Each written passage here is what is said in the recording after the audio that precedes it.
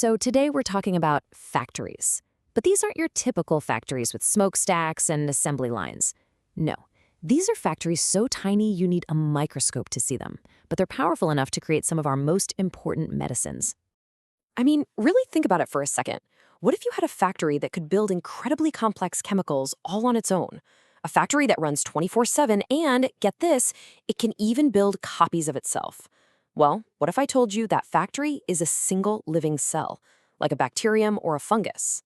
Because that's not science fiction, that's exactly what we're diving into today. Welcome to the absolutely fascinating world of microbial engineering, where scientists are figuring out how to work with and even program these tiny biological machines to make amazing things for us. Okay, so to get anything useful out of these microbes, you first have to understand how they operate.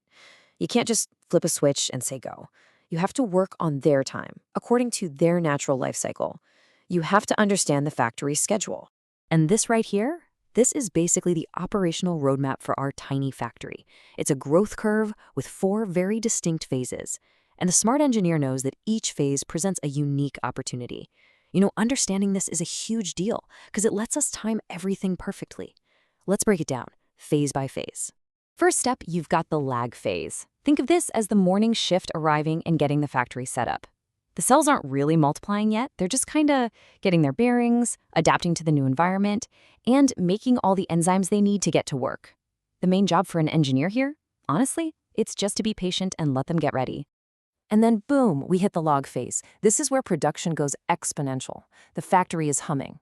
As you can see from the curve, the cells are dividing as fast as they can. The population doubles and doubles again and again. This is the absolute prime time for making anything that's tied directly to growth, like biomass or crucial products like insulin.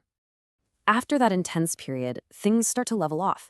This is the stationary phase. The growth rate basically equals the death rate, mostly because food is getting scarce. Now, you might think this is the beginning of the end, but actually, this is often where the real magic happens. When they get stressed, the microbes shift their focus to survival, and they start pumping out incredibly valuable things called secondary metabolites. Think of the antibiotic penicillin. This is when it gets made. So yeah, this is often the perfect time to harvest. And finally, you get the death phase. The system goes into decline. Waste products build up, the environment gets toxic, and the death rate overtakes the growth rate. For most industrial processes, the main goal is to keep that super productive stationary phase going for as long as humanly possible, and to put this phase off for another day. So what we've just looked at is one whole philosophy, right? Working with the factory's natural schedule. But what if we could go even further? What if we could pop the hood and actually start upgrading the machinery itself? And that question brings us to our next big idea. We're moving beyond just watching the clock. We are talking about active redesign, because scientists now have this incredible toolkit for fundamentally re-engineering these tiny cellular factories. And here it is. This is a glimpse of that toolkit. We're talking about seriously advanced strategies to boost efficiency, ramp up the supply of raw materials, and even create molecules that nature has never seen before. Let's take a look at 3 of the most powerful tools in the box. First up, we have genome mining. Okay, this is so cool. It's basically like being a digital treasure hunter. Scientists use powerful computers to scan a microbe's entire DNA, and they're looking for these hidden blueprints, these silent gene clusters, that hold the instructions for making all sorts of novel compounds. And believe me, this technique gets real results. For instance, it led to the discovery of the Lanamycin family of anti-cancer agents. I mean, for 30 years, nobody had found any new versions of it, and then genome mining came along and cracked the case. It's literally unlocking nature's hidden pharmacy. All right, next tool in the kit, pathway engineering. Now, if genome mining is about finding new blueprints, pathway engineering is all about supercharging the assembly line itself. Engineers can go in and tweak the microbe's internal chemistry to make it way more efficient, getting rid of bottlenecks and redirecting all the raw materials to make more of the one thing we actually want. So by fine-tuning all these little pathways, turning some genes up, dialing others down, you can get a pretty dramatic increase in how much you can make. But just how dramatic are we talking? How about a 20-fold increase? Yep, that's a 20.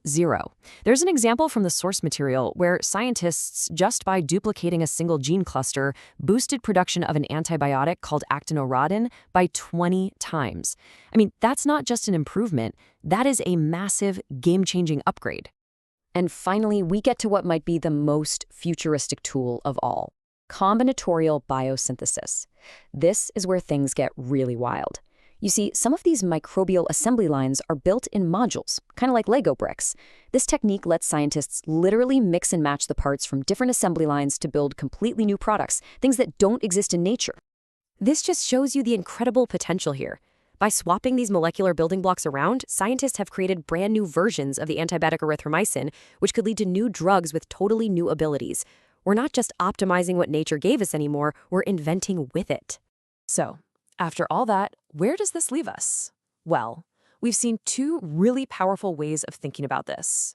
We can either work with the microbe's natural rhythm, or we can get in there and give its internal factory a complete overhaul.